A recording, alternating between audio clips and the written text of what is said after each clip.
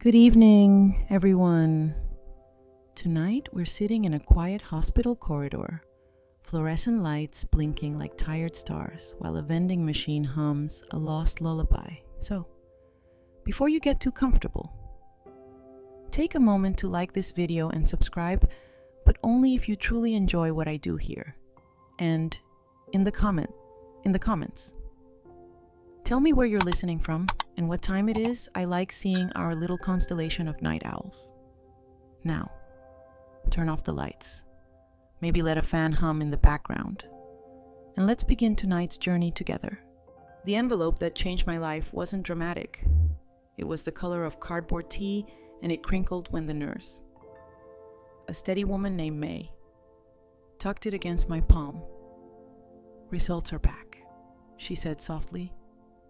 A phrase that can mean a parade or a thunderstorm depending on how you've been sleeping. I remember the smell of antiseptic and coffee in the waiting room. Somewhere down the hall, someone laughed sharp and bright. The kind of laugh that sounds like it belongs to a person who just found their car keys. I wanted that laugh instead. I had an envelope and the knowledge that I was here alone. I told my son, let's call him Daniel, about the tests. He'd said he had a meeting. I said, there will be other meetings, he said. This one's important. His wife, Kira, texted a thumbs up emoji that somehow felt like a shrug in a Halloween costume. I stared at it for a long minute, as if a second message might sprout legs and follow with a plan. Nothing did. In the chair beside me, an elderly man knitted with thin blue yarn. He never looked at his hands, only at the door to the radiology desk, as if he were stitching a path that could lead his wife out. When his ball of yarn rolled and bumped my shoe, he smiled and said, "You'd think by my age I'd be better at catching things," I said. "I like that you keep throwing." We both understood that some days persistence is the only glove we own. I didn't open the envelope right away. I folded it in half and slid it into my bag, then found the bathroom with the mirror that makes everyone look a little blurry, like a watercolor trying to remember its edges. I splashed my face with water and told myself I was fine, which, in the language of hospital bathrooms, means I was holding on like a paperclip holds 1,000 sheets. When I finally opened it, I didn't read the word cancer first. I saw my name first. Middle. Last, as if the paper wanted to be sure it was speaking to the correct person before it said anything heavy. I took the results back to May, the nurse, and she sat with me. You can tell a lot about a person by how they sit with you when they can't fix the thing. And May sat like a lighthouse, steady. Not dramatic, but unwilling to blink off. She drew circles on the paper where the tumor lived, and her voice smoothed the sharp edges. Treatment plan, appointments, possible side effects. The words marched in a row like careful soldiers. I nodded and asked if I could have an extra blanket in the infusion room. "Of course," she said. Then added, "You can have 2. It's a luxury spa if you squint really hard." I laughed. A small, surprised laugh. It sounded like it belonged to someone who, for a second, had found her car keys. When I stepped outside, the day had turned that particular afternoon gold that makes even the parking lot look philosophical. I called Daniel again. Voicemail, I texted, "It's cancer. I'm beginning treatment." The typing dots appeared, disappeared, then reappeared like stage fright ghosts. Finally, "Oh, Mom, I'm so sorry. I'm swamped today. Let me call you tonight." Night came. It brought crickets, a neighbor's TV, the microwave's polite beep. It did not bring a call. The first infusion day arrived with a list of things to bring: water bottle, sweater, book. I'd add a gentle voice you can borrow in case yours gets lost. The infusion room looked like a slow airport where all the planes take off inside your veins. Recliners, IV poles, a window where the sky tried to be interesting. A volunteer offered me a warm blanket from a cabinet that softly clicked shut like it was tucking itself in. Quirky sidebar hospitals keep those blanket warmers like tiny silver closets, and every time one opens, the entire room relaxes a quarter inch someone measured it, probably not with a ruler. I took 2 blankets because May had promised I could be extravagant. Humor, like salt, has to be used carefully. I learned quickly joke about my wig options acceptable. Joke about the IV pumps beeping. Acceptable if you say please to the machine first. Joke about mortality. That's a door with a complicated lock. I kept my jokes small, like, hospital gowns are the only fashion that asks. What if we try ventilation as a lifestyle? The woman across from me smiled behind a mint green mask. I'd buy that brand, she said. Maybe in Sage. Between drips. I worked on the practical things. I wrote my neighbor, Miss Rhoda. A note about my plants, the fern likes flattery. I set timers to make sure I'd drink water. I sat very still when my body asked me to, like a cat negotiating a patch of sunlight, whenever fear tried to stage a parade. I handed it a tiny flag and told it to march in a circle 5 minutes, no more. Elder wisdom reflection of the day, when life hands you the big diagnosis. Shrink your focus to the next kind action you can perform for yourself. Not the whole plan. Not next year, just the next kind action. A sip of water. A text to a friend. A clean pillowcase. When your world is a storm. Kindness is the heaviest anchor you can lift without breaking your back. I didn't tell Daniel that I noticed the pattern how he congratulated me with exclamation points when things were good. How he went to do not disturb when things began to cost hours. I thought of all the times he'd been the boy with skinned knees and sticky fingers. How I'd signed permission slips and learned to cook noodles so they didn't clump. Love, I've learned, does not erase disappointment. It gives it a softer jacket so you can carry it without cutting your hands. Academic phrase of the day, social support buffering hypothesis. The public argument that having people who show up and care can blunt the physical and emotional impact of stress. Researchers write it in journals, in infusion rooms. We write it with soup, rides, and the quiet sitting that doesn't ask for a performance. The body reads both versions, but it recovers faster when someone holds your bag while you tie your shoe. On the second infusion, a volunteer named Theo placed a cup of lemon ice on my tray because citrus says, "Wake up," in 6 languages. He also told me the vending machine eats dollar bills printed before 2013. It's a vintage palette, he said. I told him if the machine wanted old souls, it could have mine on Tuesdays and Fridays, but not the other days, because I needed it to find my parking spot. Little laughs keep the muscles from rusting. I won't glamorize it. There was nausea that made the room tilt like a boat with manners. There were nights my bones glowed a mean blue, and every mattress seam felt like a stubborn thought. And there was the kind of quiet that arrives when your phone stays still for hours. The battery percentage, a little mirror telling you how slowly you are being used. Some silences are peaceful. This one had edges. I learned not to lean on them. But there were also small, steady graces. A stranger tucked a note under my water bottle. "You're doing great at a really hard thing." The knitting man returned one afternoon and handed me a blue square. The tension imperfect, the warmth exact. May bent the rules and walked me out to the curb, where the sun had slipped into a softer register and the breeze smelled faintly of laundry and pretzels. "Text me if you have a fever," she said. "Or if your soul needs a snack," I said. "Do you deliver snacks?" she said. "Only the kind you can hear." Back home, I made soup and left the spoon in the pot because it felt good to know something would still be there, warm and ready. When I came back, I put the results envelope in a drawer, not because I was denying anything, but because I already knew its power. I'd read it. It had said its piece. From now on, the story would get to say mine. On my nightstand, I placed a notebook and wrote in thick letters, "Show up for yourself."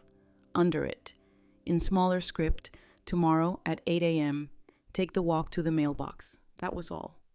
Not the will, not the big calls, not even the hard conversation with Daniel. Just a walk. I promised myself I would meet me there. The next morning, I kept my promise to meet myself at the mailbox. There's a holiness in small distances, the 5 paces across the rug, the click of the lock, the cool hand of air on your cheek. A sparrow skittered along the curb like it had somewhere mild to be. I breathed with it quick, then easier. When I came back inside, I set water to boil and scrolled, as one does. Through a blue-lit field of people I barely know telling stories my own family hadn't asked to hear. I called Daniel, straight to voicemail. The modern museum where we hang our voices behind rope and stanchion. "Hey, it's me," I said. Because once upon a time, that was enough. "Starting round 2 on Thursday. I'd love to see you, even for a quick hello." I kept my tone gentle. Like setting a teacup down where it won't startle. I tried Kira next text only. 3 bubbles materializing like fireflies and vanishing like shy opinions. At last, crazy day gym, errands, meeting. Sending good vibes, 2 exclamation points and a comet of emojis. Optimism that didn't cost a minute. I crafted replies, then deleted them. I don't need a casserole. I almost wrote. I need a ride home when the floor decides to be a ship. I tried again. The hard part isn't the treatment, it's the empty chair. Delete. The truth can be too heavy to send without postage. Later, I folded laundry with the precision of a person trying to hold on to the shape of a life. Cotton remembers better than people sometimes. Socks paired up like faithful couples. Towels agreed to become rectangles. I set aside a small bag for the infusion room ginger candies. Lip balm. A scarf soft as a promise. I wrote a list labeled "Borrowed Courage" and added 3 things called the neighbor. Tell the nurse when pain sneaks in. Ask for help before crying. It's easier to be brave when you plan for it on paper. Miss Rhoda knocked at noon, bearing a jar of soup that smelled like Rosemary had learned to sing. "If you don't like it, lie to me," she said. "I'll improve the recipe with your compliments." I smiled. We sat at the table and let the quiet be friendly. She told me her daughter calls every Sunday like church, but with gossip. And I felt a small, stubborn hope stand up inside me and stretch. When she left, she touched my arm and said, "Text me your treatment dates. I'll drive. Unless you want to practice being a stunt woman." I laughed. My stunt double is on strike. Elder wisdom reflection. When people show you the size of their hands, how much they can carry, how far they can reach, believe them. Not as an indictment, but as a map. Some hands hold the whole piano while you learn a new song. Some hands can only pass you a spoon. Don't resent the spoon. Use it to eat. Then, for the music. Find the person with piano hands, or learn, slowly, to play with one hand until the other remembers how. The hospital called to confirm Thursday. I asked for the same chair by the window because the sun there seemed to have good manners. In the afternoon, I tried Daniel again. This time he picked up, breathless. "Mom, I'm running between things. How are you?" The question landed like a frisbee tossed while walking. "Nervous," I said, "but organized." He was quiet long enough for me to hear traffic negotiating itself. That's great, he said brightly. Organization helps. I pictured him nodding, a polite bobblehead. Could you come with me Thursday? You could bring your laptop. I kept my voice even. A lake pretending not to miss the mountains. Ah, he said. Thursday's stacked. Maybe I can swing by after. The words stacked two on top of one another. A little wobbly tower of later. Okay, I said. Because the only alternative was a speech I wasn't ready to give. Maybe after. After dinner, I organized my pills into a weekly box. The calendar of people who don't want surprises. A friend from long ago, Carla, texted a photo of her cat wearing what looked like a Renaissance ruff. He's judging the moon, she wrote. We traded 3 messages that were mostly pictures. Then she said, want me to sit with you one day? I can knit lopsided scarves. I stared at the screen and let gratitude arrive like a tide without symbols. Yes, I typed, please. Wednesday. Quirky sidebar. The door close button in many elevator panels is a placebo installed to satisfy our need to press something when we feel time stretching. Most are deactivated by default, reserved for firefighters' keys. We are a species that loves to participate, even when the door was going to close anyway. I thought of that the next morning, thumb hovering over my phone. How many of my messages were door close buttons comforting to press, changing nothing about the schedule? On Wednesday, I sat at the end of my bed and practiced breathing the way May taught me, 4 counts in, 6 out. It's a way to tell the body gently that it isn't a house on fire. The fear didn't leave. It took a seat and buckled in.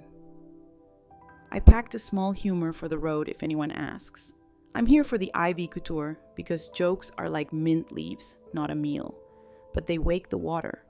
Academic phrase of the day, keen keeping the public argument that mothers, grandmothers, and women in general are expected to maintain family communication, care calendars, and emotional glue, often invisibly. There's a debate about whether we should celebrate this as love or challenge it as unpaid social labor. In my case, I realized I was still kin-keeping from a recliner, inviting, reminding, making connection easy. I set the table, and then sat alone at the place marked host. At the clinic, Theo introduced me to a new volunteer who handed out crossword puzzles for people who like to win slowly. I took one. Across from me, a teenager in a beanie scrolled through skate videos and said to no one, I'm going to learn to ollie when this is done. I told him that was a noble verb. He grinned. You too. I'm aiming for nap, I said. It's less noisy than ollie, but the principle stands. The drip began. My body recognized it like an old argument and settled into its defensive posture. Shoulders rounding, breath cautious. The nurse adjusted the rate and told me to imagine the medicine as a careful crew, like librarians for your cells. I pictured tiny people shushing chaos and felt a little less afraid. When I closed my eyes, sounds layered the IV pump's metronome tick, a soft shoe squeak, a distant laugh. Even pain has a soundtrack if you listen with polite curiosity. I did not hear from Daniel that day. It's strange. The way silence can grow a personality aloof on Monday, apologetic on Tuesday, performative on Wednesday when it includes an exclamation point. I decided quietly, privately, decisively to stop auditioning for my own family's attention. I would extend invitations without begging, give updates without narrating, and reserve my long stories for people who put their phones face down when I spoke. It felt like retiring from a role I never liked, the cruise director on a ship that never left the dock.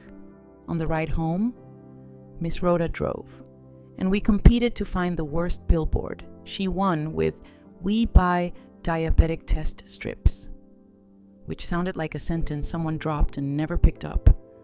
I told her about my decision and she nodded. Boundaries, she said. are just instructions for how to treat me. I forget sometimes. Then I remember. At a red light. She looked over. If you change your mind, it's not failure, it's editing. We both smiled at that editing. The art of kindness to the draft. That evening, I set my phone on the dresser, face down, a tiny moon refusing to rise. I made tea and watched the steam practice disappearing.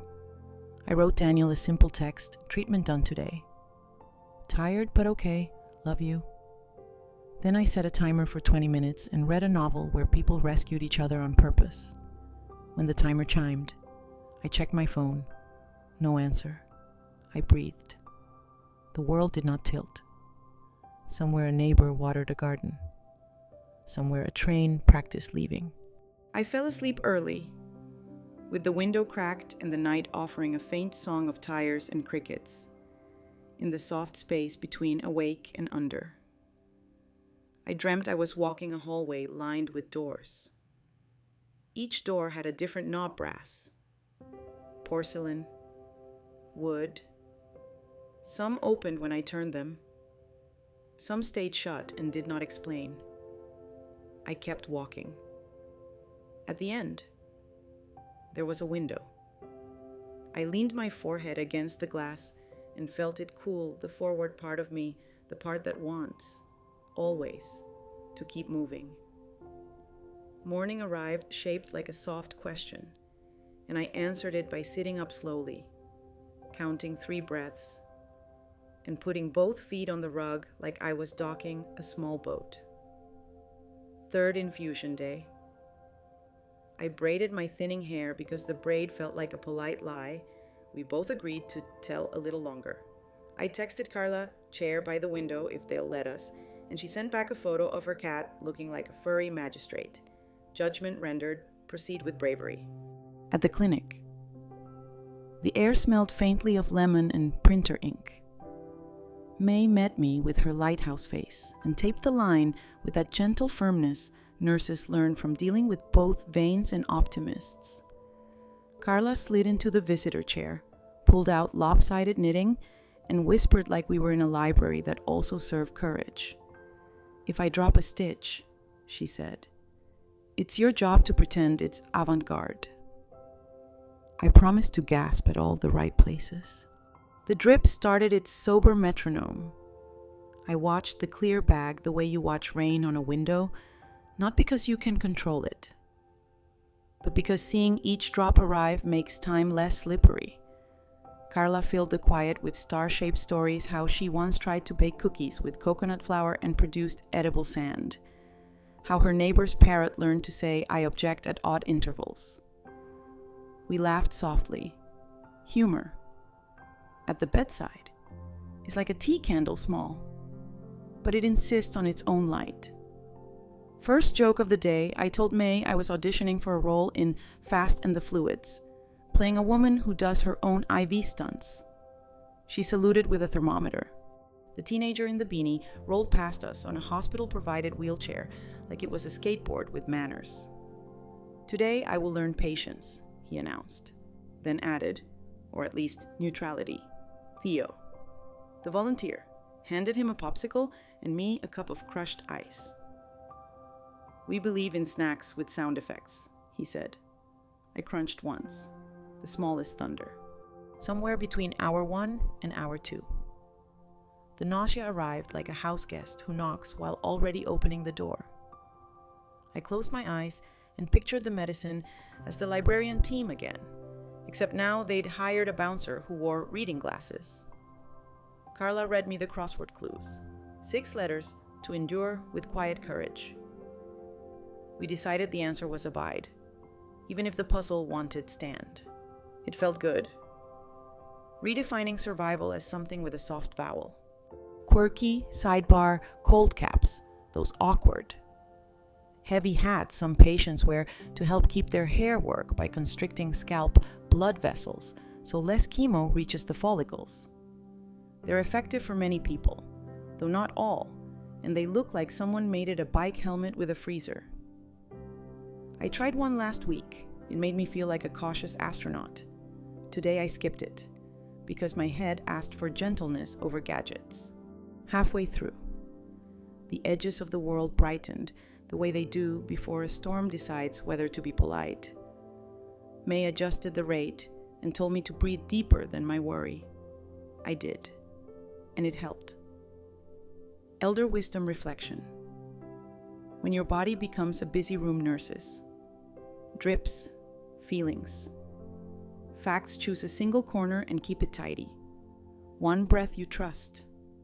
One phrase that steadies you. One person whose eyes you meet when the rest feels too loud. You will not control the room, but you can own that corner, and from small owned spaces. Larger peace grows like ivy. Carla slipped me a tiny mirror, checked the braid had loosened, and when I tried to tighten it, too many strands fell like first snow. I held them carefully, palm up, as if they might sing. We both looked at the handful in the quiet between two beeps. Well, I said, at least my shower drain won't unionize now. Second joke. Soft as a blanket, Carla exhaled through her nose, the sound of affection hiding in a laugh. I gathered the strands into a zip bag because letting them blow away felt cruel, and the trash felt impersonal. Souvenir, I said. Proof I showed up. Academic phrase of the day, cognitive reappraisal. The public argument that we can change how we feel by changing the story we tell ourselves about what's happening. The event stays the same. The meaning shifts.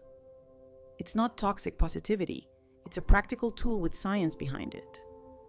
I couldn't rewrite the drip or the falling hair, but I tried to narrate them differently, not loss, but molting, not weakness, but precise allocation of strength. The body listens to tone, I think, even when it doesn't buy the whole plot. By hour 3, the infusion room had achieved its usual. Peculiar harmony beeps in counterpoint, murmurs in a low key, the squeak of shoes as percussion. Theo returned with a stack of joke books from the volunteers' nook. PG only, he warned.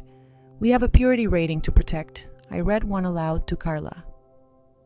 Why did the Scarecrow become a motivational speaker? He was outstanding in his field. She groaned. That pun needed a helmet. Third joke, I told her, if puns built muscle. We'd both have 6 pun abs by now. Even May smirked. Which for her is practically a cartwheel. The bag finally leaned into its last ounces, and I felt the kind of fatigue that moves in like fog and politely swallows your maps. Carla packed up the knitting uneven. Beautiful. And we negotiated the migration to the car like diplomats, outside. The air carried that after-rain smell even though the sky had only threatened. Bodies and weather. Both fond of bluffing. At home. I sat on the edge of the tub and let the rest of my hair loosen under warm water. I didn't cry at first. It felt more like a ceremony for something honest the season had changed, and the leaves were doing what leaves do. When the tears came, they were small and unspectacular, which suited us. I wrapped my head in a soft towel and studied the new landscape strange. Yes, but not unkind. I texted May a photo of my scalp with a single sparkle sticker placed on top and wrote, "New lunar surface discovered," she sent back. "Glorious horizon, SPF, always." Dinner was soup with ridiculous buttered toast. I ate in slow increments, negotiating with my stomach like 2 old neighbors trading tools through a fence. My phone chimed a message from Kira. "Thinking of you. We're slammed this week. Maybe a visit next month." The heart floated like a party balloon at a funeral. I typed, "Thanks for the note," then stopped there. Because not every sentence needs to carry furniture. Carla called to say she'd left a gift on my porch. A scarf, soft as dusk, and a pack of sticky notes in bright colors. For labeling feelings, the card read. I chose one saffron and wrote, "Brave enough for now." I stuck it to the bathroom mirror. Courage. I've decided. It's not a lion's roar, it's the quiet tag you attach to the next 5 minutes so you don't lose them. I slept early and shallow, waking to the gentle grumble of the fridge and the hallway's nightlight casting a minimalist moon in the small hours. My body argued with itself, and I negotiated a truce with ginger tea. I walked the apartment slowly, hand on the wall, the way you do in unfamiliar hotel rooms. Except this was home, and the unfamiliar part was me. Morning brought a steadier floor. I practiced putting on the soft cap I'd bought, charcoal gray, friendly as a cardigan, in the mirror. I looked like a poet who also pays her taxes. I made the bed, because it's good to create one rectangle of order. I watered the fern and told it sincerely that it looked tremendous. I told myself the same, without the leafiness. Before lunch, I wrote Daniel a brief update, infusion complete, tired, managing, love, and put the phone face down again. Then I opened my notebook and made a plan for a modest live shower. Rest. Walk to the mailbox if the air felt kind. Write one letter to another patient I'd seen in the clinic, a woman with a sunflower pin and eyes like clear winter. I don't know her name yet, but gratitude has ways of learning names. Outside, clouds stacked like polite promises. I stood on the porch and let the light touch my clean scalp. The air said not yet, then yes, then not yet again, like weather and healing and people do. I stayed there anyway, counting the pulses in my wrists and deciding that today, endurance would look like stillness practiced without apology. 2 days after the braid surrendered, my phone rang with a number that sounded official, lots of symmetrical digits. No personality at all. I almost let it go to the museum of voicemails. But something in me, the old kinkeeper, still answered. Miss Harper, a calm voice asked, "This is Evan Wells, from Carter and Ames. I'm sorry to reach you with news, your brother. Michael, passed last week. The apartment shifted half an inch. Not in shock, Michael and I had been an ocean apart on the same map for years, but in that careful way, buildings settle after weather." I leaned against the counter and touched the scar of memory, 2 kids building a blanket fort. 2 adults trading sentences that didn't land where they were thrown. Evan continued, gentle as a nurse. He left a will. He wrote your name with great care. A pause long enough for both of us to inhale. There's a house. On the coast. We can go over details when you feel ready. I didn't feel ready for anything larger than chamomile. But grief arrives with its own calendar. And sometimes it brings stationery. I can come tomorrow, I said, surprising myself. The next day, Miss Rhoda insisted on driving. Law offices are like libraries that forgot how to nap, she said. You'll need a witness to the potted plants. I brought my notebook, a sweater, and the soft cap that made me look like an aspiring jazz bassist. Carter and Ames existed on the 4th floor of a building that smelled faintly of ambition and citrus. Evan appeared with a file the thickness of a decent novel and a tie that had not yet learned regret. He offered water, tissues, and time. In that order, he'd been in and out of treatment. Evan said carefully. He talked about you often. I believed the first part. I wanted to believe the second. He opened a folder and slid a letter across the table Michael's writing. Unmistakable. Leaning uphill like it was chasing something. Sis, it began. A word we'd retired and now retrieved. I didn't do closeness well. You know that. But I did buy a place that smells like Tide and old books. It's yours. It was always meant to be yours. Forgive me slowly if you must. The address read like a postcard, Olive Cove Road. House number with charm. Keys lay in a small envelope that made more sound than keys should. My hands felt steady, as if they'd decided to try competence on as a temporary hat. We went through the estate particulars, nothing grand, but clean, nothing messy, but real. "There's no mortgage," Evan said.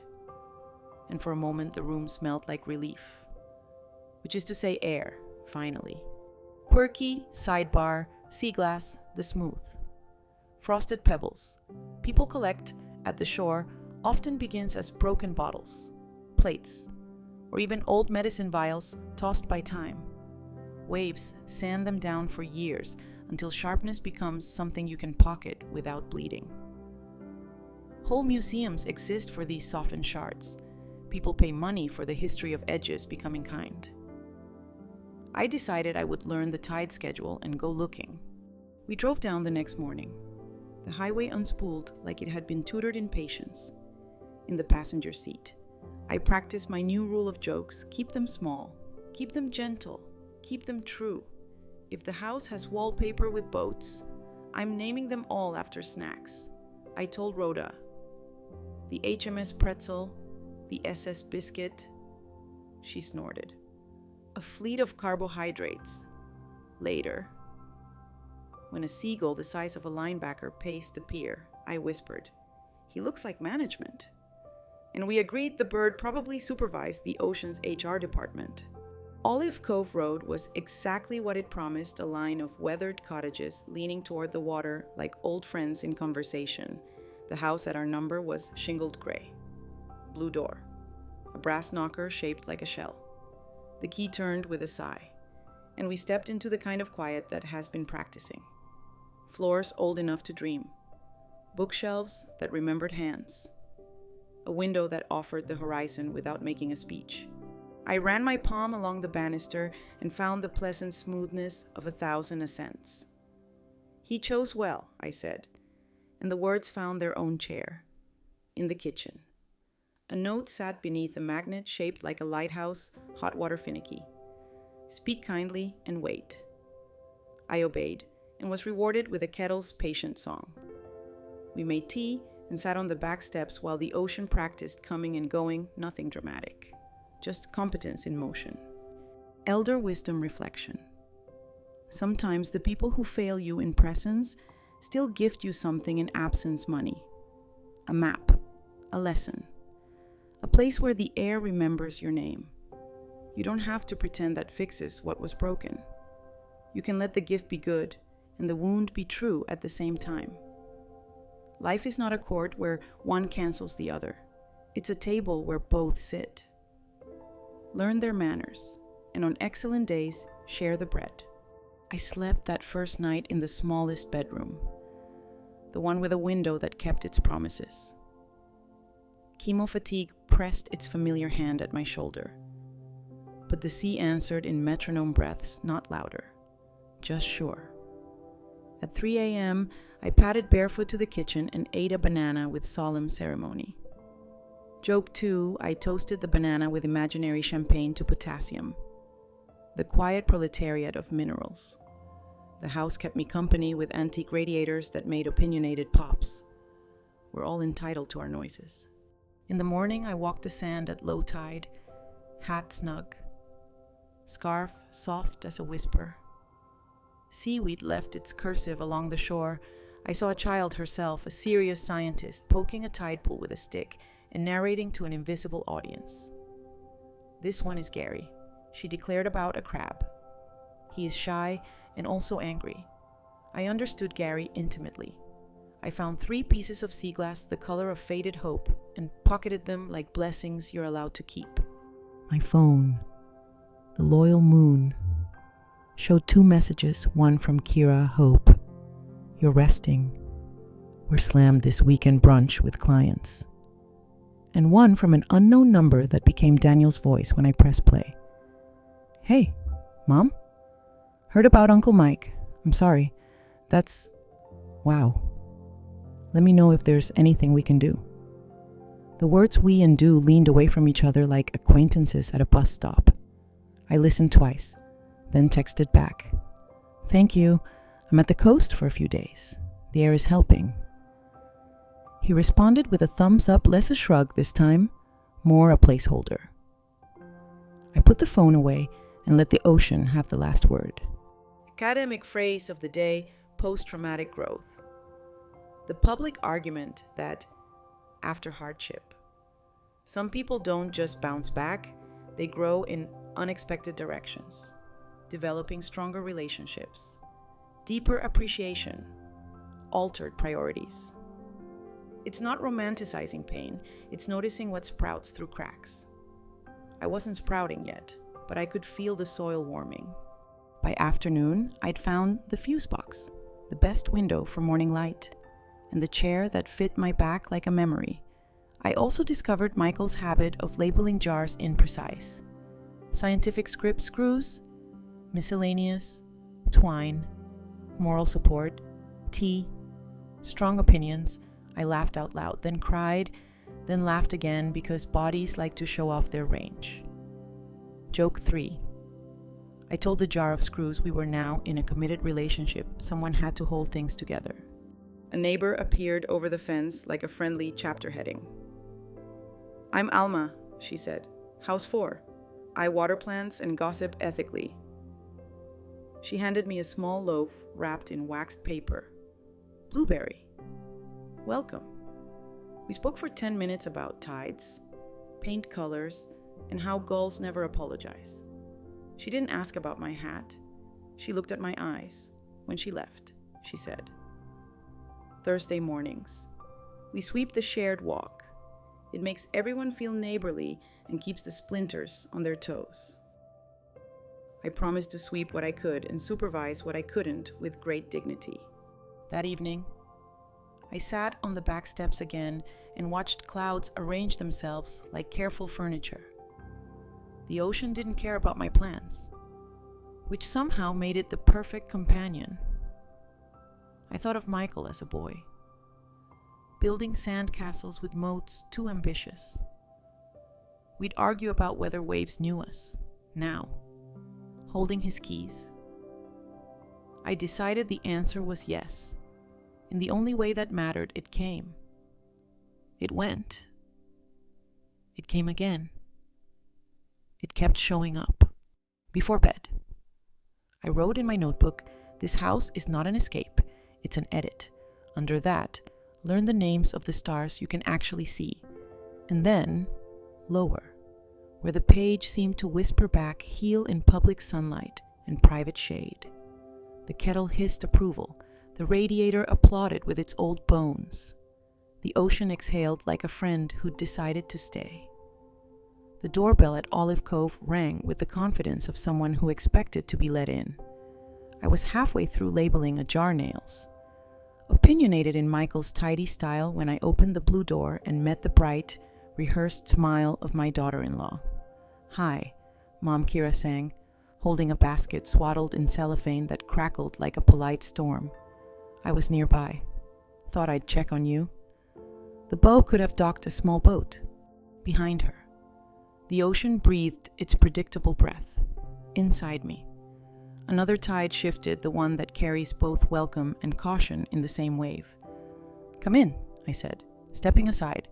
"Mind the mat. It says, 'Wipe your feet, not your conscience.' Joke 1. The mat actually says hello, but the line deserved a life." Kira glided through the entry, eyes wide with admiration that felt like it came with a measuring tape. "This place is gorgeous," she said.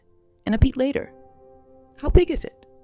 She set the basket on the table, peeled back the cellophane, and presented a forest of goodies, artisanal crackers, a jar of olives, a candle labeled Coastal Sincerity. The candle smelled like a very clean boat. We did the tour. I went slowly, partly because chemo makes the world prefer gentle motion, partly because the house requested dignity. "Original floors," I said, patting them as if they were old dogs. "Windows that keep their promises." A kettle that requires flattery. Kira wowed in tasteful intervals, pausing longest at the built-in bookcases and the view where gulls practiced indifference. "Uncle Michael had great taste," she said, slipping his name into the room like a VIP pass. "It must be such a gift." Her eyes asked a different question. "How much?" "In the kitchen." I made lemonade because it was the kind of afternoon that wanted something yellow. Kira perched on the stool like a magazine taught her. "Daniel's been swamped," she said, referring to my son in a tone that tried on sympathy like a new coat. "He wanted to come. But quarter end." I nodded, and the kettle, sensing subtext, hissed. We sat at the small table by the window, the one that fits 2 cups and the whole horizon. Kira set her phone face down. "Which is the modern sacrament of attention. How are you feeling?" she asked. And for a moment I remembered why we once liked each other. She could lean in sincerely when she decided to. "Tired," I said truthfully. "But the air helps. It's organized." Organized air. The ocean as secretary. She tasted the lemonade. "So bright," she said, then slid her spoon around the rim like it might draw up answers. "Do you have help with the estate? It's so much paperwork, I'm sure. We've been talking to a planner." "Actually," she smiled, casual as a brochure. Families really should these days. Academic phrase of the day: intergenerational ambivalence. The public argument that relationships between parents and adult children often carry simultaneous warmth and strain, obligation and independence, generosity and self-interest. Scholars debate whether that tension is a problem to solve or simply a natural state to navigate.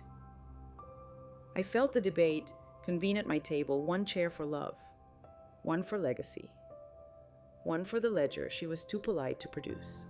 I rinsed the lemon juicer, the ocean clapping softly at the shore like a patient audience. "I have an attorney," I said, "and a file with tabs for things that like tabs." I let the sentence rest where it landed. With the unspoken companion, I am not lost. Kira took a breath. "That's wonderful. And Daniel, he worries about you." The word worries did its best impression of caring. He mentioned you might want to simplify. Maybe spend more time closer to us, the drive, the treatments. She let the sentence taper off into a gentle cliff. "We just want what's best." "Best is often a big room," I said. "Plenty of chairs. I like to keep windows." I smiled into my cup. "Joke too. Very small. Besides, the Gulls have me on their homeowners association now. Dues are payable in crackers, outside." One of them strutted like management. Quirky sidebar gulls can sleep with one eye open, literally. They shut down half their brain at a time.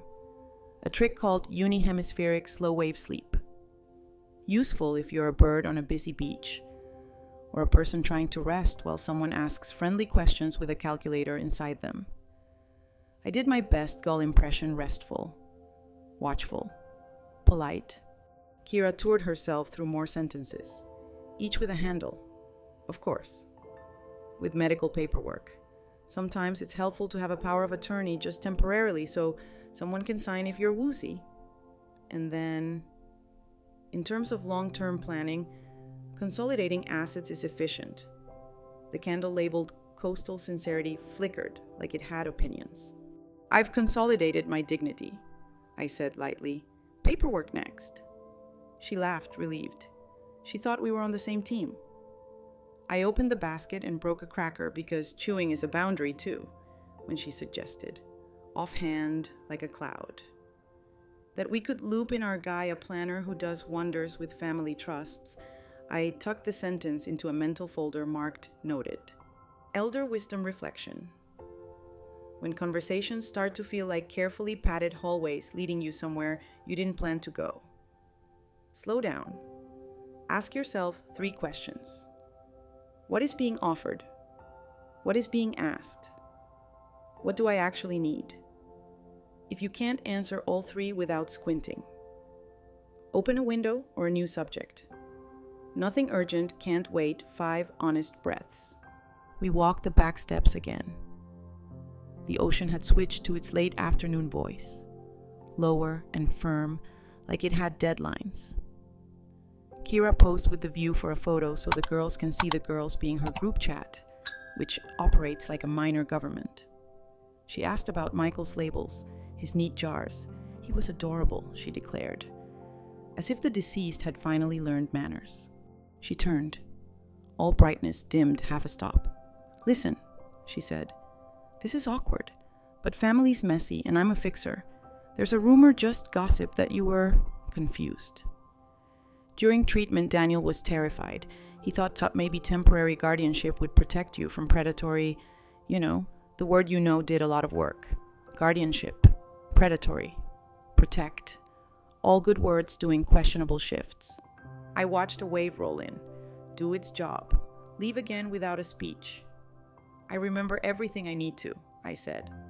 "And for what I forget, I have a notebook and friends with generous trunks." I nodded toward Alma, sweeping the shared walk with the dignity of a parade marshal. "We're covered." Her shoulders rose, fell.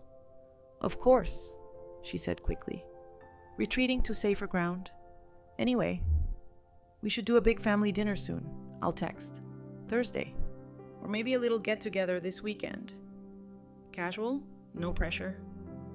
Casual sounded like a room with hidden microphones. "I'm resting this weekend," I said. "Treatment Monday, perhaps next week.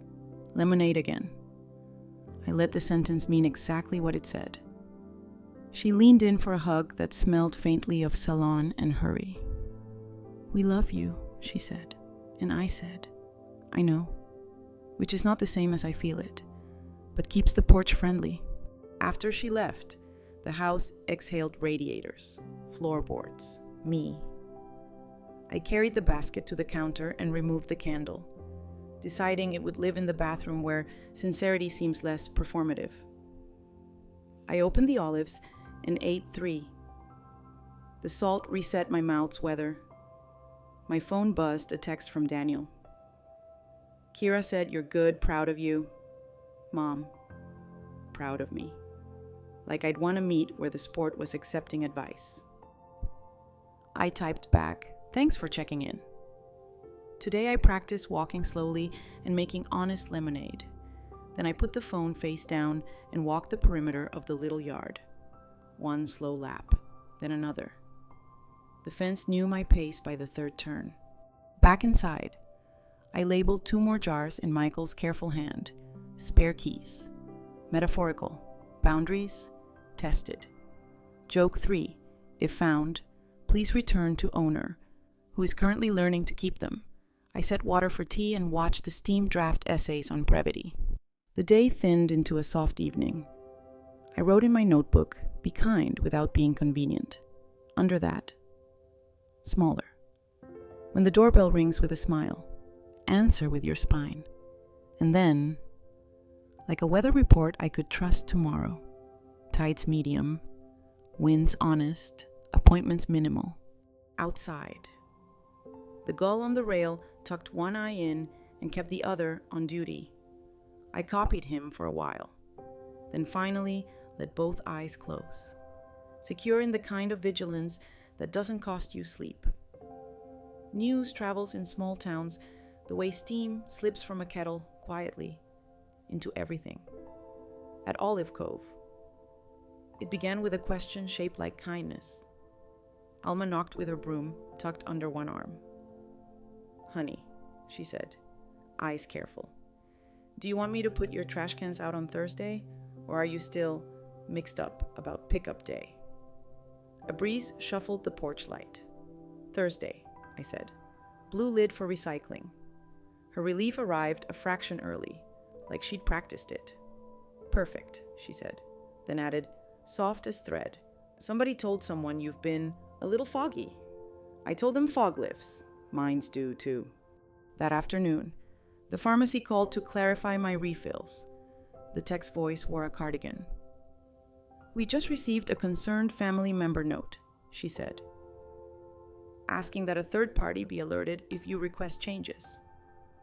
I laughed a small, surprised laugh, the sound you make when a seagull tries to supervise your groceries. "No third parties," I said calmly. "Just me. If fog rolls in, I'll bring a lighthouse." She chuckled and removed the flag while typing like a pianist who also did taxes. Quirky sidebar despite 1,000 apps. Some institutions still love the fax machine like an old dog, loyal, grumpy, mysteriously effective. Court clerks whisper to it as if it were a finicky horse. Pharmacies swear by it when emails lose their manners, somewhere. Paper curls like fettuccine and nobody minds because the stamp says received. By evening, the kettle song felt like company.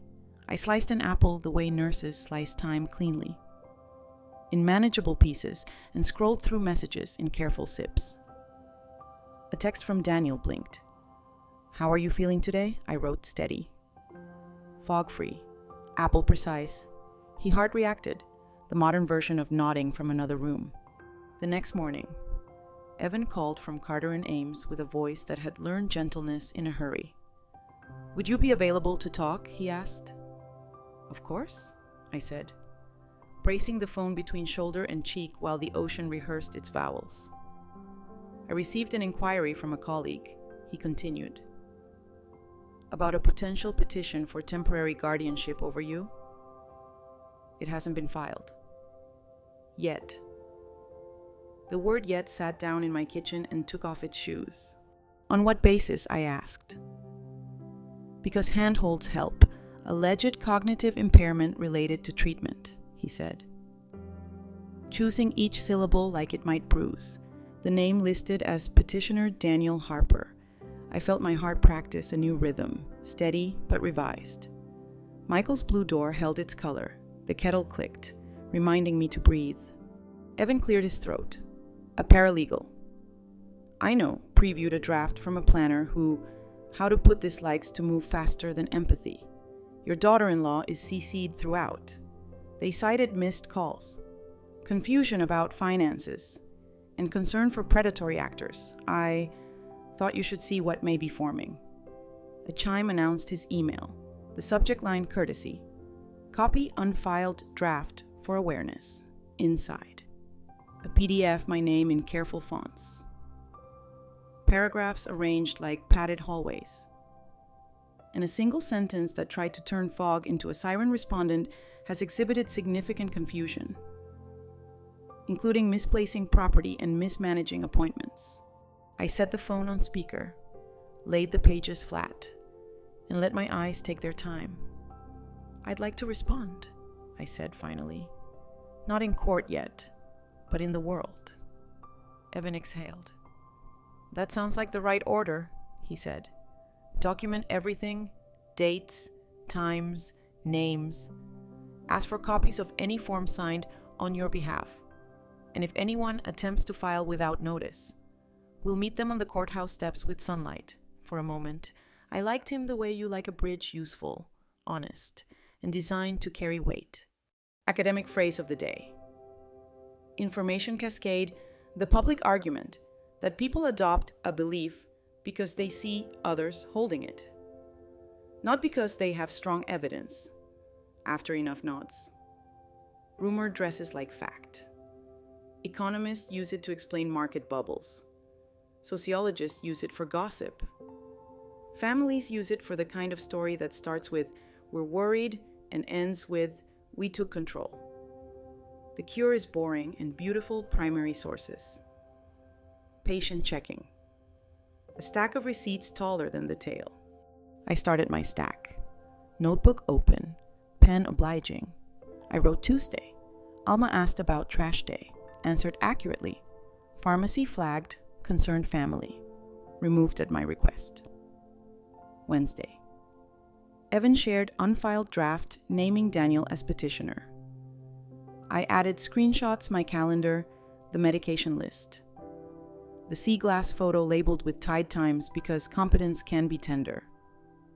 I called my oncologist's office and requested an official letter stating that chemo fog is real, variable, and currently not sufficient to limit my decisions. The nurse, sweet-voiced and unsentimental, said, "We'll draft it. Evidence helps." Her sentence wore boots. At the bank, I asked to speak with a manager about my accounts and the meaning of safeguards. A woman named Patrice met me in an office with framed diplomas and a plant that had thrived on attention.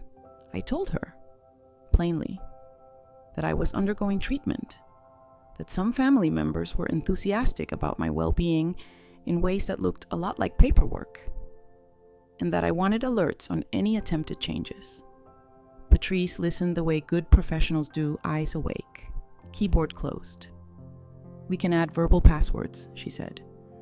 "We'll log who calls and why." She handed me a sheet titled, "Protecting Your Independence," the kind of pamphlet that is both shield and mirror, joke one small. Respectful. "Will the password be banana bread? I hear carbs are terrible at espionage," she smiled, "as long as you won't forget it." I pointed to my notebook. "This remembers for me." Back home, I found a voicemail from a clinic receptionist I barely knew. "Hi. We had someone call to ask if you'd signed a release for a family member to pick up your records. We don't see that on file, just checking?"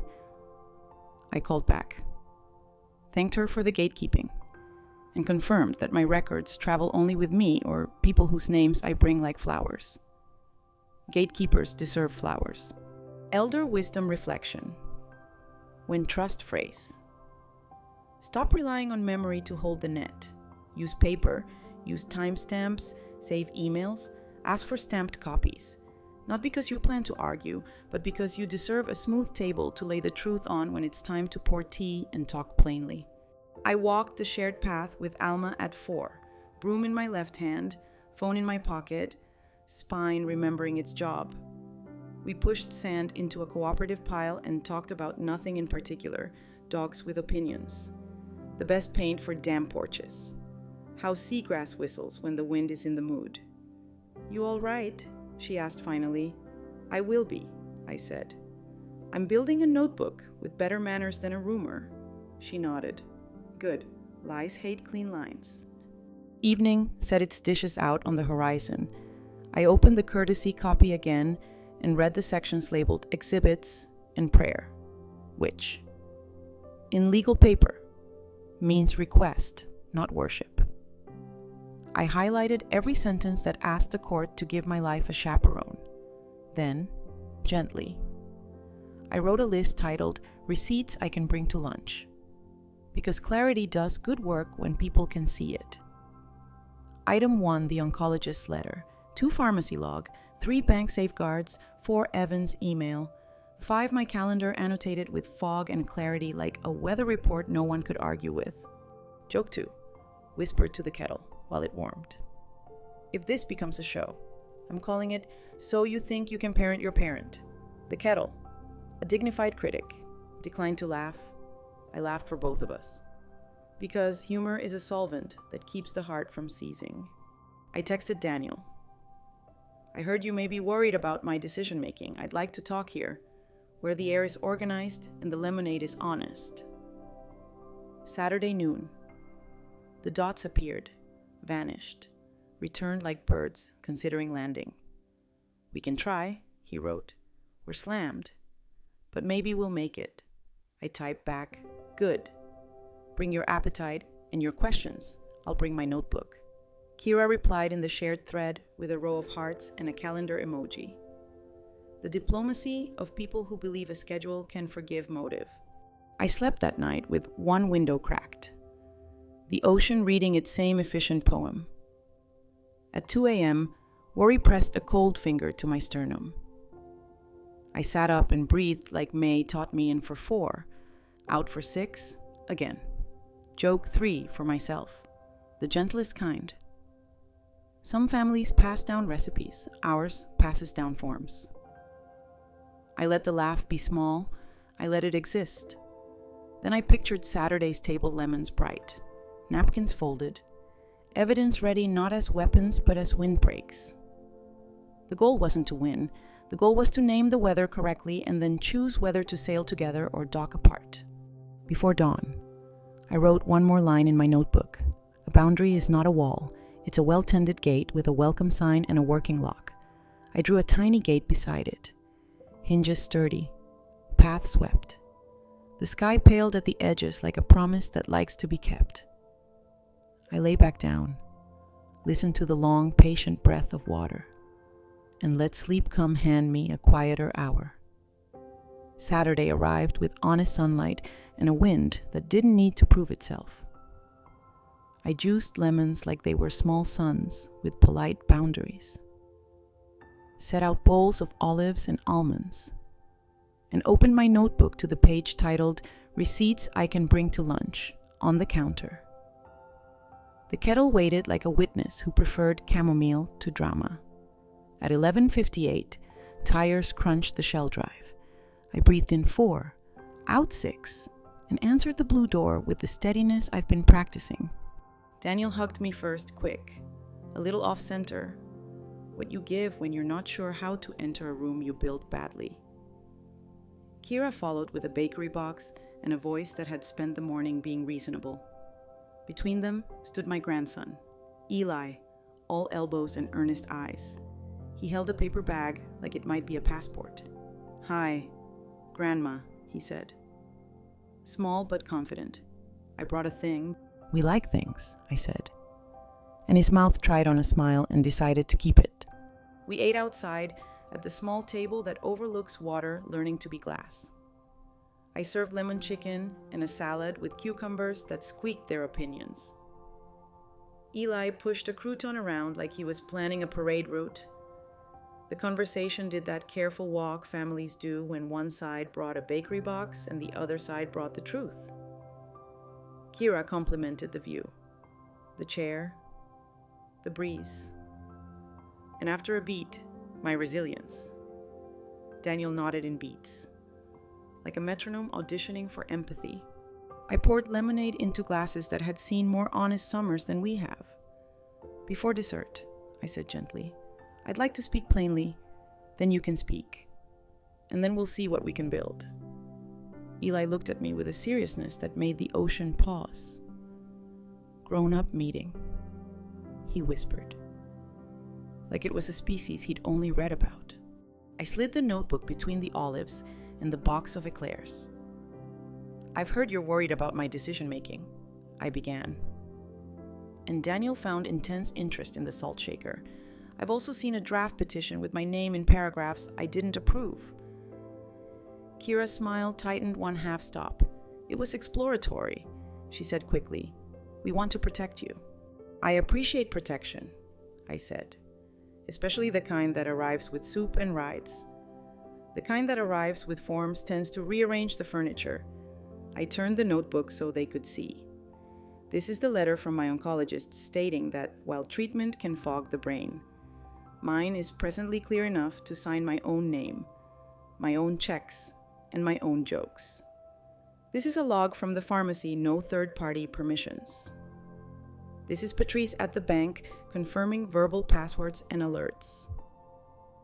And this I tapped Evan's email is the courtesy copy of a guardianship petition. Courtesy is doing heavy lifting." Daniel's throat moved. "We didn't file anything," he said. "We were advised. People take advantage." I could hear the podcast in his sentence. The article. The lunch talk where fear is sold in 12-episode seasons. Academic phrase of the day, motivated reasoning. The public argument that we collect facts like crows collect shiny objects, favoring the ones that confirm what we already want to be true, in families. It wears a sweater and says, "We're just worried," while secretly wanting permission to steer. I decided, right there, to love my son enough to deny him that steering wheel. "Here's where I am," I said, and the ocean adjusted its tie. "I am building a life I can carry. I will not sign a power of attorney or any guardianship papers. If a petition is filed, I will answer it with counsel and daylight. In this matters, I will suspend contact until it's withdrawn, because I won't debate my personhood across a dinner table." Kira inhaled like a diver. "That's extreme," she said. "We're offering help. You're offering control," I answered. Tone soft, words ironed. "Those are cousins who don't speak." Eli pressed the paper bag into my hand. "It's from me," he said. almost defiant. Inside was a drawing of a lighthouse with a small person standing at its base, wearing a round hat. The beam of light had been colored so hard the paper shimmered. On the back, in careful, blocky letters, he'd written, "You are not mixed up, you are the light." The force of not crying moved through my throat like a very professional violinist. I touched his shoulder. "Thank you," I said, and hoped he could hear all the extra words. We ate eclairs because dignity likes frosting too. Then I laid out my conditional offer, the bridge I decided to build, if they wanted one. "I want to know you," I said, not the version with strategy, the actual you. I slid a folded page across the table. Here's what that looks like for now. First, bi-weekly visits short, real, scheduled when my body is polite. Phones away unless we're photographing gulls behaving badly. Second, I'll share a simple monthly update by text treatment dates. Needs, wins. Nothing performative. Third, if you want to help, you can rides, groceries, reading me boring mail so I don't have to, no access to accounts, no signatures on my behalf. Fourth, Eli gets a savings account starter from me, seed money, which grows when respect grows. The rule is simple. We keep each other's dignity intact. Daniel's eyes softened. A weather change so small you'd miss it if you didn't live here. Seed money, he said, glancing at Eli. For what? For whatever he becomes, I answered. Music lessons. T-shirts for a science fair. A bike that doesn't argue. He'll get a statement. Because watching numbers grow can teach patience that parents sometimes can't. Kira leaned back like a chair had surprised her. You're tying money to behavior. I'm tying gifts to relationship, I said, which is how gifts prefer to travel. Elder wisdom reflection. Love is not the opposite of boundary. Love is the reason for boundary. A boundary says, this is how we can keep meeting without hurting each other. It's a map with places marked tender and places marked no trespass. And if you respect the map, the picnic lasts longer. Silence arrived and took a seat. We let it. Then Daniel spoke. Not to the salt shaker this time. I was scared, he said. When you said cancer, I felt 12 again. I looked for systems. Systems felt safer than feelings. He rubbed his eyebrow the way he used to when math got noisy. I shouldn't have let anyone draft that paper. I'm sorry. I nodded once. Not because it was small, but because the moment asked for room. Thank you, I said. Here's the thing about systems. They're excellent at moving boxes. People are not boxes. Quirky sidebar. The smell of old books, vanilla, and warm dust comes from lignin in the paper breaking down into compounds like vanillin. Time literally turns stories sweet. I thought of Michael's shelves and wondered which one smelled most forgiving. Kira reached for her water. Then for a new tone. We can do your plan, she said carefully. No papers, visits, updates. Her voice tried on humility, like a dress that might fit if she stopped fidgeting. I want us to be in each other's lives. I believe the second half, the first can learn. Joke one gentle. For releasing air excellent, I'll draft our treaty on napkins. Each clause will be bound by frosting. Eli grinned. Clause like Santa. Especially like Santa, I said. Enforceable only by cookies. We cleared plates together. A choreography of normal that felt like church. In the kitchen. Daniel lingered. Do you need anything today? He asked. Trash cans, I said. Blue lid on Thursday. He laughed, a real one this time, not an emoji in disguise. I can do Thursday. Joke too tiny. Kitchen-sized. Consider it an internship in municipal romance. He rolled his eyes. We both allowed the smile to stand. Before they left, Eli tugged my sleeve. Can I come alone sometime? He asked. We can do the tide pool. I have shoes that don't cry. Yes, I said. We'll look for Gary. Who's Gary? A crab with anger management potential. I told him, and he nodded, as if crabs and grandmothers have equally complicated reputations. At the door, Kira hugged me without perfume and said nothing strategic. Daniel promised Thursday again, then added, "I'll text you when we get home." I believed him in the way you believe a morning forecast optimistic umbrella nearby. After the car disappeared around the bend, the house and I stood still together.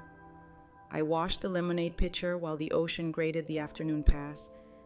I slid Eli's lighthouse drawing into a frame Michael had labeled Photos, Keepers, Joke 3 to the empty room, Exhibit A, Your Honor abeam with excellent aim. Then I sat with my notebook and wrote the day down without embroidery. Apologies offered, conditions accepted, savings account to open Monday, guardianship draft acknowledged and retired for now. I added one sentence at the end, underlined. To keep my own compass honest, affection is welcome here. Manipulation will be asked to wait on the porch. The light leaned long across the floor. Somewhere a gull filed paperwork with HR. Somewhere a boy in the backseat reread his own handwriting and felt taller by a millimeter. I breathed in 4, out 6, and let the house keep me company while the tide, as ever, remembered to return. Monday smelled like pencils and new decisions. I took the early bus back to the city. Hat on, notebook zipped, lungs performing their calm rehearsal. Evan from Carter and Ames had asked me to stop by, nothing urgent, just the kind of detail that likes a table.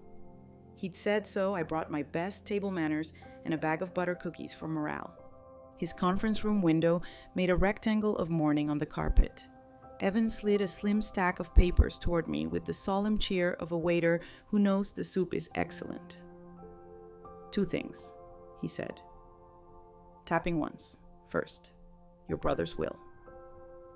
There's a section 27 we haven't discussed. It's a no contest clause in Latin. Some drafters still call it in terra rem. In short, anyone who mounts a legal action to diminish your independence or redirect this bequest forfeits any benefit expressly set aside for them elsewhere. Your brother wrote it carefully. He turned the page. And there it was. My name braided to sentences with practical love. I breathed, so if someone tries to get a guardianship over me and uses that to alter this arrangement. He finished.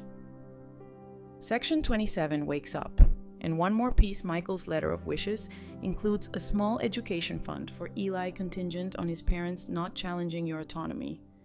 Your brother, Evan added softly, understood families. He added a lantern.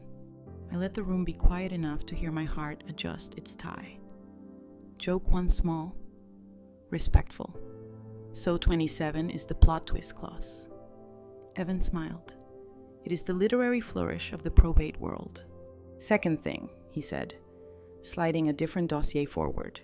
You asked whether rumor had left fingerprints. I took the liberty of hiring a forensic accountant for a quick look, nothing invasive.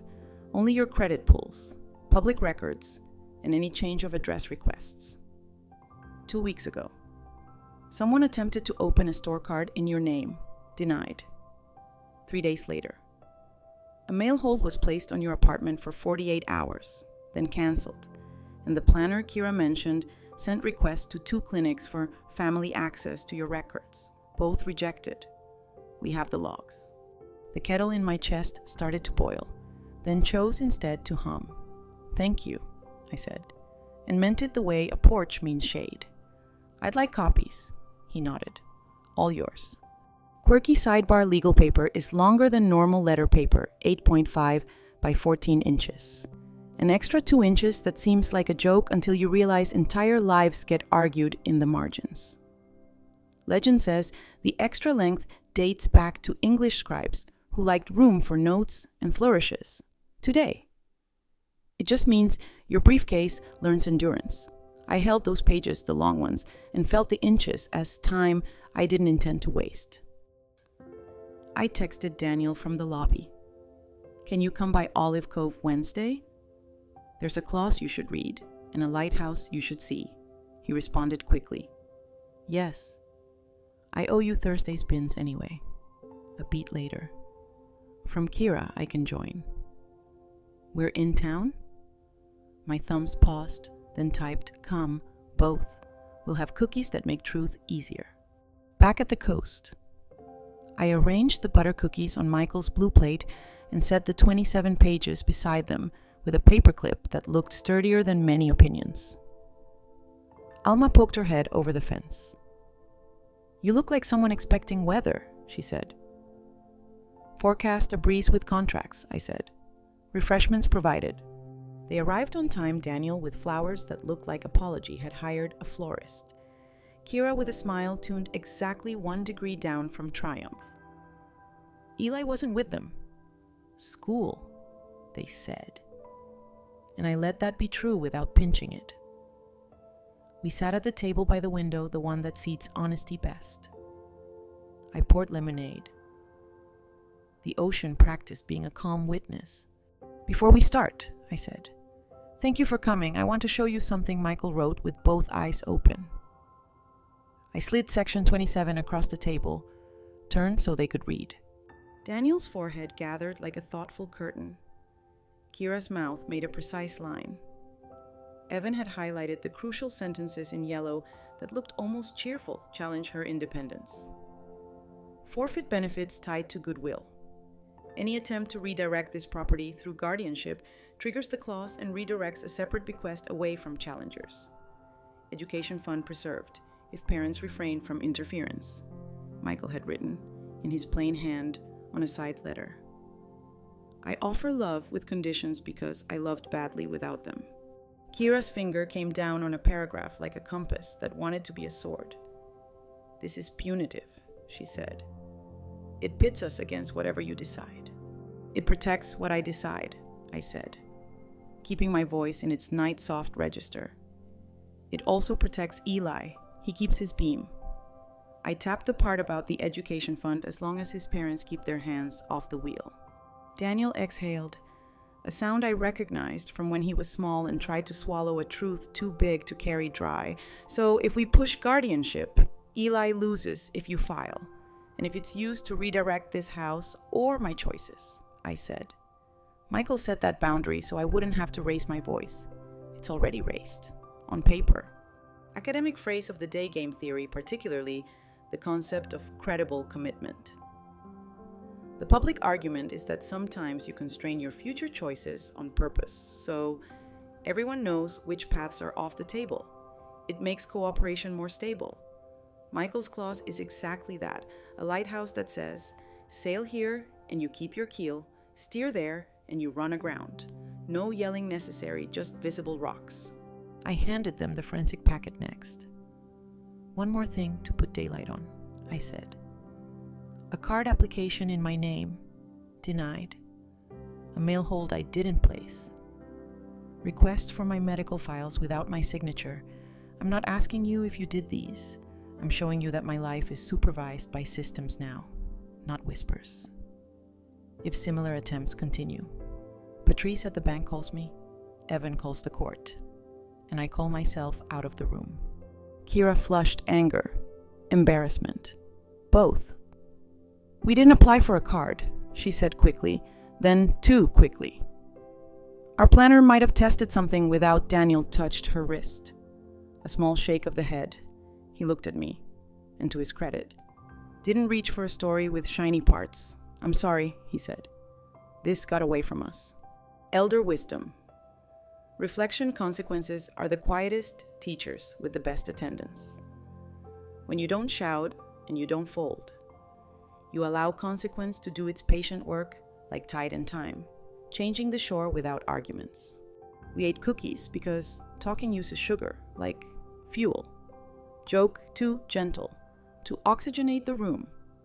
Please note, these are Section 27 cookies. If you challenge my right to seconds, you forfeit yours. Daniel snorted despite himself. Even Kira's mouth softened at the edges. The ocean, generous, added some sparkle. I need you to hear one sentence cleanly, I said after a while. I want a relationship, not a regime. Daniel nodded. "We'll stick to the plan," he said. "Bi-weekly visits, no papers, bins on Thursday. I can do boring tasks with Valor. Valor is mostly bins," I said. "You'll be decorated by autumn." Joke 3. Small and true, we let it earn its smile.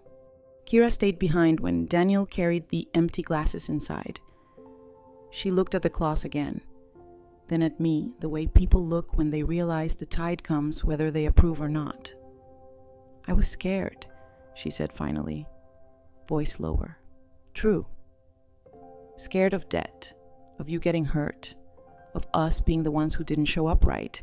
I tried to fix it with handles." She gestured toward the papers. "I'm not proud of that." "There's a lot we can't fix," I said, "but we can pick them up together without grabbing the steering wheel. If you want to help, bring soup, not signatures." She nodded. "Soup travels lighter." Daniel returned, set the lemon squeezer on the counter like an emblem. "Eli drew you something in art," he said, almost shy. "A lighthouse with a hat like yours." I swallowed the violinist in my throat and said, "Tell him I'm framing the practice sketch." 2. They left with a polite breeze and the promise of Wednesday after next. I stood a moment in the doorway, watching their car shrink into the road's memory. Then I cleaned the table, clipped section 27 into my file, and wrote one line in the notebook when the clause speaks. I don't have to. It felt like setting down a weight I'd been pretending was part of my posture. Before dinner, I walked to the water. A boy with shoes that didn't cry practiced throwing small stones, each plunk like a punctuation mark. I pocketed a piece of sea glass, the color of possibility, and let the wind edit my breathing. Somewhere in town, a fax machine sang its mechanical hymn. Somewhere in a planner's inbox, yellow highlights did their quiet work of dissuasion. Back home, I opened my window to the practiced poem of waves. I labeled a new jar in Michael's hand, Clause 27, Courage. Inside, I placed a single butter cookie, wrapped in waxed paper, a reminder that sweetness can sit beside strength without either apologizing. The morning after Section 27 did its calm little thunder, I made a list titled Quiet Repairs. Not the dramatic ones, no gavel, no speeches, just the clicks and sweeps that make a life hold. First, the locksmith. He arrived early, smelling faintly of graphite and peppermint, and spoke to the blue door like it was a colleague. "Old Schlage," he murmured. "Good bones." He replaced the cylinder, turned the new key, and let the bolt slide home with a sound that satisfied something vertebral in me. "There," he said. "You've told the house who gets to come in?" I paid, tipped, and labeled a jar Old Keys, Honorable Discharge. Joke 1. Barely there. Retirement plan includes naps and telling stories about locks they've loved. Next, passwords. Patrice's pamphlet sat open beside my tea like a small, benevolent chaperone. I chose a manager for the strings of nonsense and let it suggest 12-character lullabies for the places that keep my numbers. I wrote the master phrase by hand, sealed in an envelope marked "Bananas are bad at espionage," and tucked it into the fireproof box with Michael's letter. The envelope made a satisfying whisper when it settled paper understanding paper. I called the utility companies and added passphrases. I called the clinic and affirmed, again, that records belong to the name on the bracelet unless otherwise escorted. "Understood," the receptionist said, voice brisk, warm. "I like your no-nonsense. It's new." I told her, "It fits." In the afternoon, I set up a small metal inbox by the door labeled "Mail that thinks it's important." Anything that didn't earn its adjectives. The recycling would counsel gently. Quirky sidebar, most deadbolts can be rekeyed without replacing the whole lock, a little kit. Some tiny colored pins. And patience. You keep the door. Change the permission. I like the metaphor so much I'm putting it on a tea towel. Families don't need demolition to feel safe. They need pin kits and a method. Daniel arrived at 4:30 with the bins like a man fulfilling a quest foretold by prophecy. He set them by the curb and saluted the blue lid. "Municipal romance. Per your curriculum," he said. We did a slow lap of the garden. He pointed at the rosemary and asked how to make it like him. "Water at the roots. Not the leaves," I said. "Resist the urge to fuss. Nice words help." He looked sheepish and poured carefully. Kira came later with soup in a container labeled "No paperwork inside," a label that deserved a parade. We ate on the steps, watching the light do its long, expensive tricks on the water, and did the easy talk that makes forgiveness visible Eli's science project Volcano. An honest classic, a movie that tried too hard. A goal that definitely worked in middle management. That night, I wrote bridges at the top of a fresh page and made a short list for myself. 1, invite help before I am desperate, so it arrives as partnership, not rescue. 2, speak the boundary earlier, with smaller sentences and more pillows. 3, keep a specific chair by the window for whichever version of my son shows up, the boy with skinned knees, the man who likes systems, the father trying to mix both without spilling. All are welcome. None gets the keys to the drawers. Elder wisdom reflection. A lock is not hostility, it's clarity humming at the edge of wood. A bridge is not surrender, it's hope with engineering. Live with both. Most tensions that break us are actually invitations to become infrastructure, a person with friendly gates and well-lit crossings. Also, keep spare batteries for the flashlight. Romance is no match for dark stairs. Wednesday kept its promise. Eli hopped out of the car with shoes that did not cry and a notebook labeled Field. We hunted tide pools at low water while Daniel did a bin victory lap and Kira texted 3 photos of us to a group chat that had learned humility. Eli found Gary's cousin anger management still a growth edge, and we practiced gentle narrations. We are visiting. We are not rearranging. He repeated it twice, pleased with the shape of it, and I thought, if he learns only that, a lineage might have just unclenched. Academic phrase of the day, distributed cognition. The public argument that thinking doesn't just happen in the skull, it spreads across notebooks, tools, rooms, and other people. When I write the password, when Patrice adds the flag, when Evan highlights clause 27, when Daniel sets out the bins on the right day, my mind is not alone. The system is the brain we share. The miracle is not that I remember, it's that we remember, on purpose, with receipts. Back at the house, we inventoried the pantry with Eli as chief counting officer.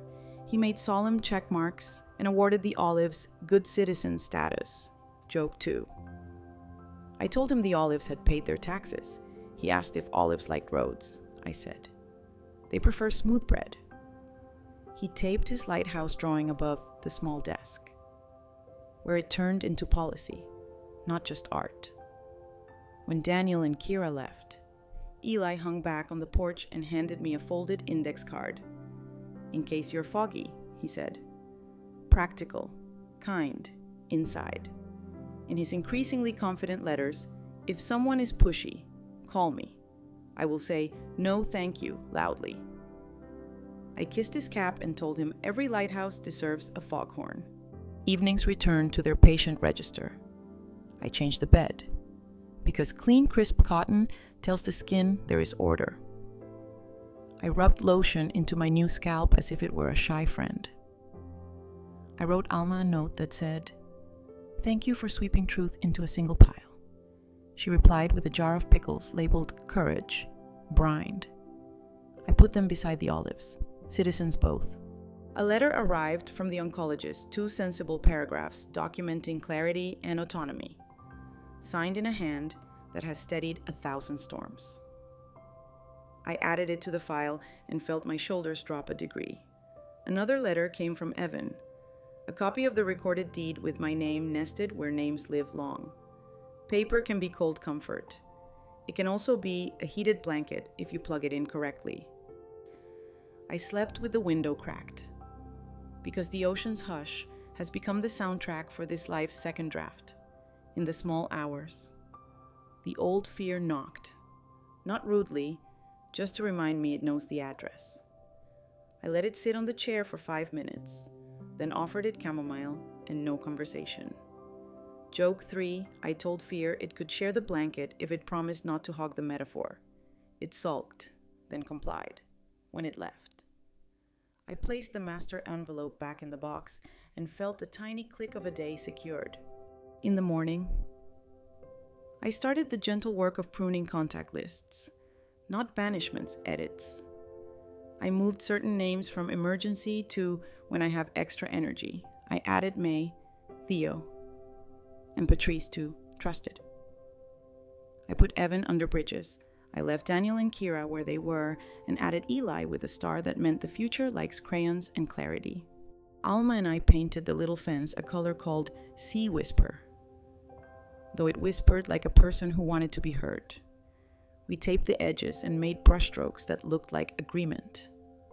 Passers-by complimented the color. We accepted like dignitaries who had done nothing but show up. The gull on the rail audited our work and approved with one eye.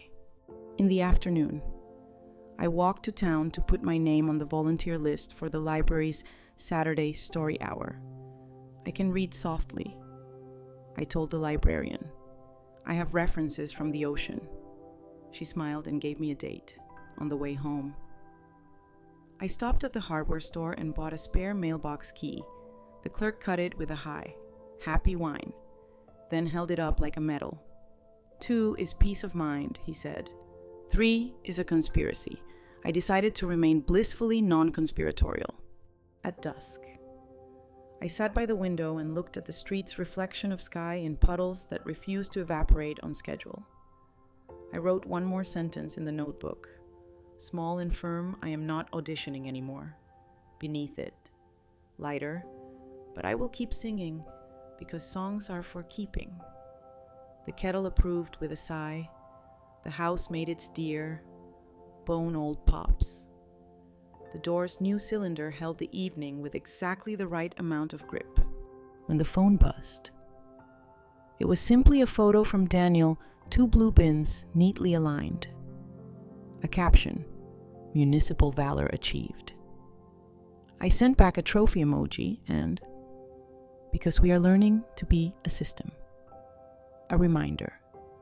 Bring Eli Saturday. Gary awaits a review, a rapid reply. We'll be there, rolled in and rested with a confidence that didn't brag. The tide put the day to bed. Locks clicked, bridges held, and the little jar labeled boundaries. Tested felt heavier in the best way, like coins earned slowly, honestly, without sale. I set the lighthouse drawing where the morning would find it, and I took one more steady breath that sounded to my ear, exactly like a gate swinging open and closed with perfect, practiced ease. Saturday's low tide arrived like a well-kept promise, and we kept ours to meet it. Eli hopped from stone to stone with the solemnity of a tiny park ranger. Daniel carried a thermos. Kira brought muffins labeled ingredient transparency, which is the kind of honesty I can eat.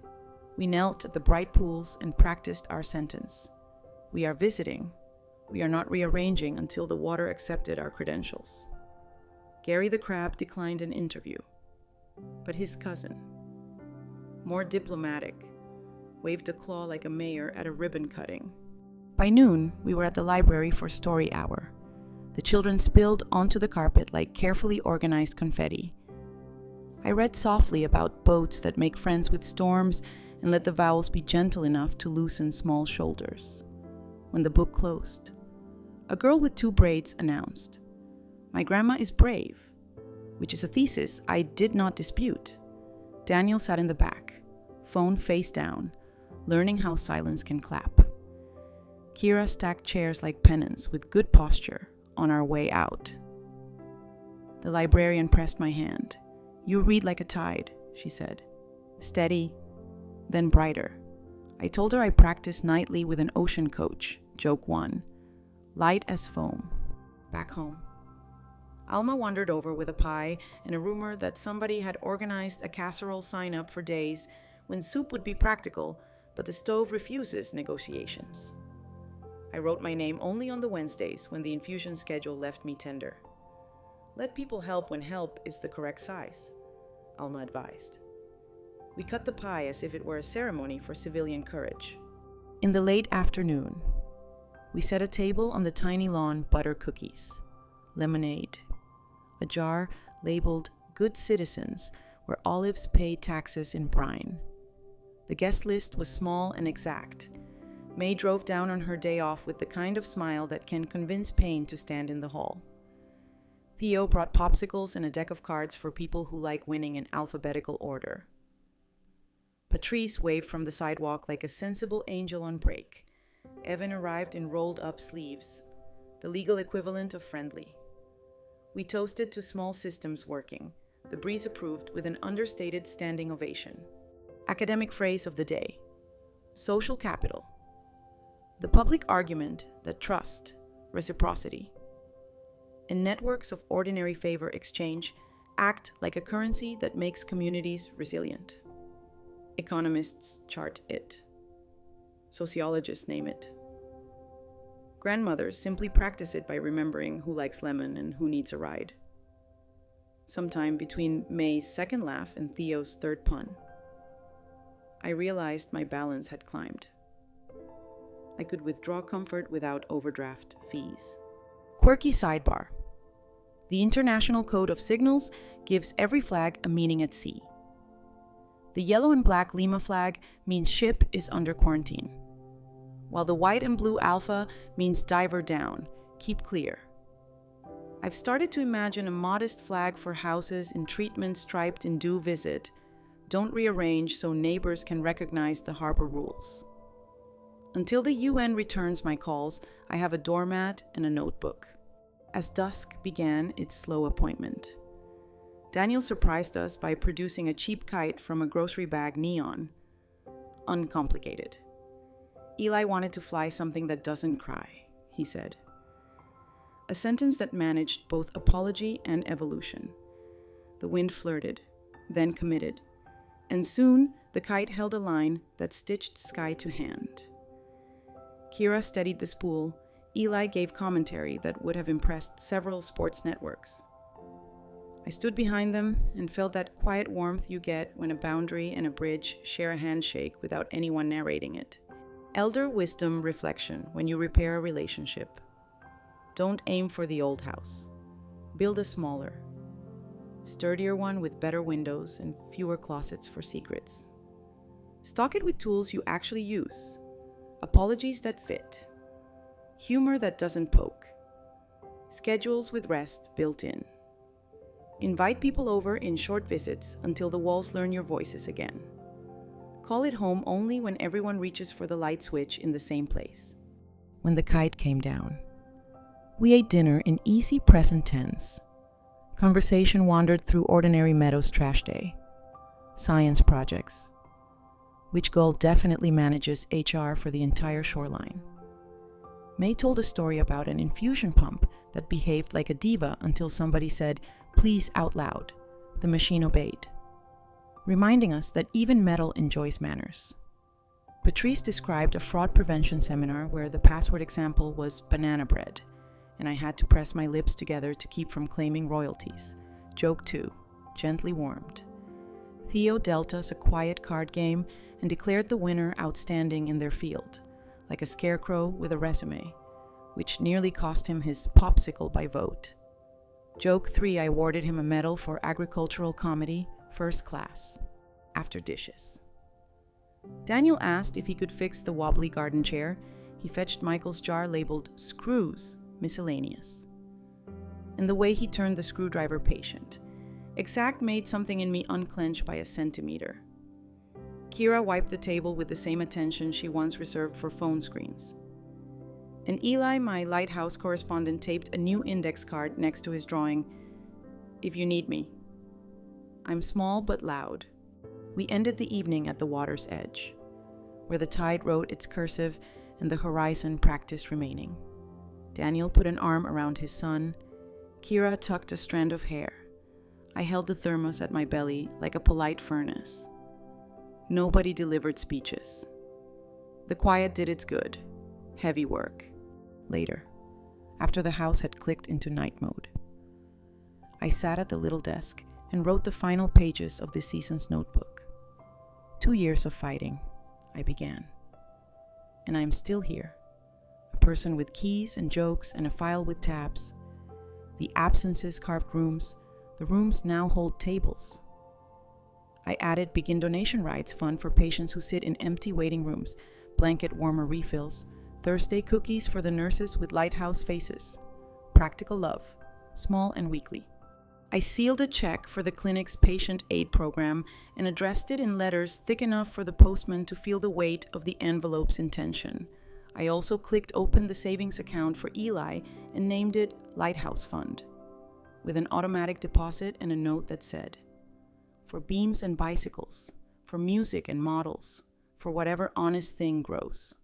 When I turned toward bed, the blue door held the dark like a capable shoulder. I thought of Michael, who could not fix closeness but left me a geography where it might be planted again.